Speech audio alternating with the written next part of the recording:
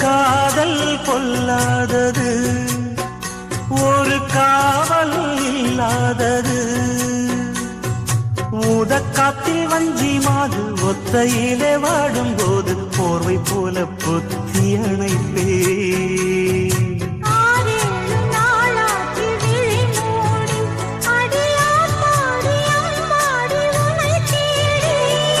நீதானே மானே என் இளஞ்சோடி, உனை நீங்காது என்றும் என் உயிர் நாடி.